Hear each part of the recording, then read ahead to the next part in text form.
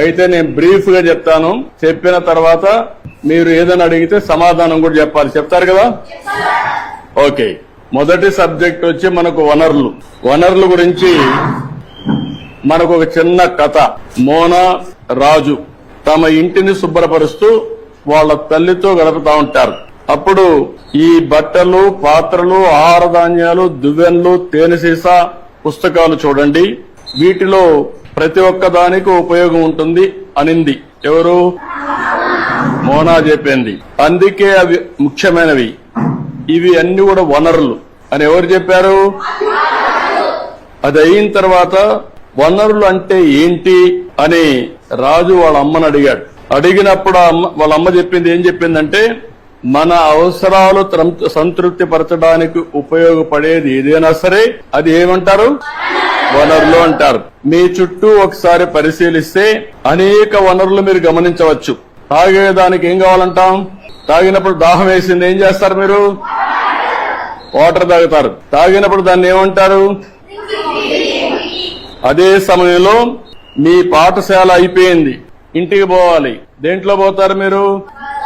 బస్సులో పోతారు. దాన్ని ఏమంటాం? వనరులు అంటాం. అదే సమయంలో మీరు చదివే పాఠ్య పుస్తకాలు, దాన్ని ఏమంటారు? ఎందుకు వనరు అంటున్నారు? ఉపయోగపడుతుంది కాబట్టి.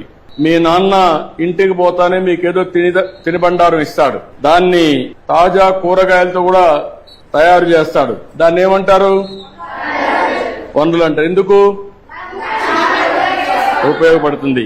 నీరు, విద్యుత్, అదే మాదిరిగా బస్సు, కూరగాయలు, పాఠ్య పుస్తకం, ఇవన్నీ కూడా వనరులు.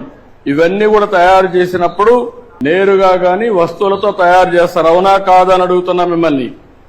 ఇది రావడానికి తయారు చేసే అన్ని కూడా వనరులే. కాబట్టి ఏదైనా ఒక వస్తువు వనరులుగా ఏ విధంగా మారుతుంది అని రాజుకు అనుమానం వస్తుంది. రాజుకు అనుమానం వస్తే వాటికి విలువ ఉన్నప్పుడే వస్తువులు వనరులుగా మారతాయి.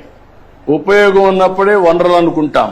ఉపయోగం లేకపోతే మనం అది వనరులుగా పరిగణించాం. అవునా కాదా? అంటే విలువ ఉంటేనే వనరులు, విలువ లేకపోతే అది వనరులు కాదనేది మన అభిప్రాయం. అవునా కాదా?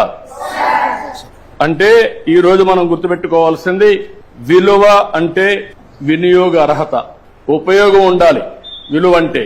అవునా కాదా? అదే సమయంలో మీరు ఒకటి గుర్తుపెట్టుకోవాలి, లోహాలు ఉంటాయి, కొన్ని విలువ కలిగి ఉంటాయి. మీరు ఇంకా చదువుకుంటా ఉంటే